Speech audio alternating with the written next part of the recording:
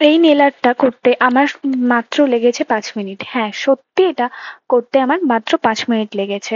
আর just 3টে স্টেপে এই নেল আর্টটা কমপ্লিট করেছি। তো চলো দেখে নিই। তো ফার্স্টেই দেখো আমি ব্ল্যাক নেল পলিশ পরে নিচ্ছি প্রত্যেকটা নেলসে।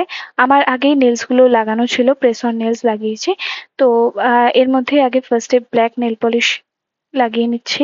দেন তারপরে এটাকে 120 সেকেন্ড কিওর করব।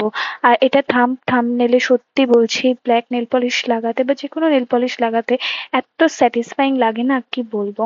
তো যাই হোক, এই থাম্বনেলেও ব্ল্যাক নেল পলিশ লাগিয়ে নিচ্ছি। জেল পলিশ লাগিয়ে আমার 120 সেকেন্ড কিওর করা হয়ে গেছে। এটা পুরোপুরি শুকিয়ে গেছে। এরপর যে স্টেপটা করব সেটা হচ্ছে এই ক্যাট আই জেলের স্টেপ। এটাই ছিল সেই ডিজাইন করার একমাত্র উপায়। এইটা দিলেই আর কিচ্ছু লাগে না, এটা দিয়েই এই সুন্দর ডিজাইনটা ক্রিয়েট করা যায়। এটা বিভিন্ন কালারের হয়, আমার কাছে রয়েছে ভায়োলেট কালার।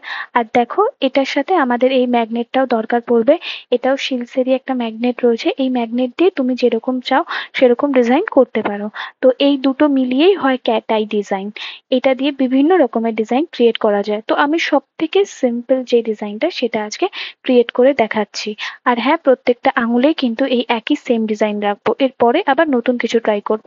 তো দেখো, এটা দুটো দিকেই কিন্তু ম্যাগনেট আছে বিভিন্ন রকম ডিজাইন, আলাদা আলাদা ডিজাইন ক্রিয়েট করার জন্য। তো চলো তোমাদেরকে দেখিয়ে দিই কিভাবে ইউজ হয়। প্রথমেই দেখো, আমি ক্যাট সাইডটা যেটা রয়েছে সেটা আমার বললামই ভায়োলেট কালারের রয়েছে আর দেখতেও ভীষণ সুন্দর।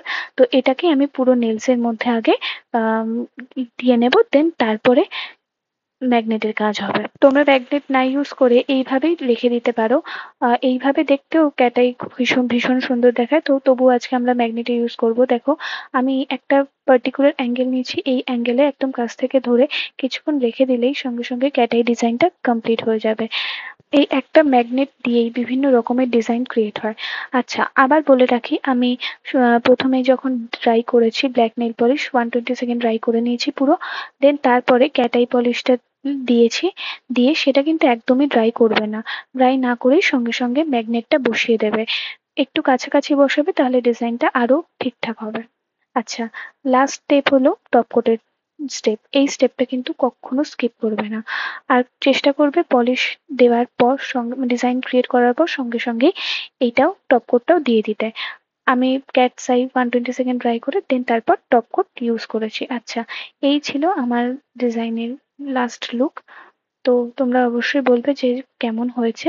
আর ভালো লাগলে সাবস্ক্রাইব করতে অবশ্যই ভুলবে না। Thanks for watching. নতুন ভিডিও নিয়ে আবার আসবো।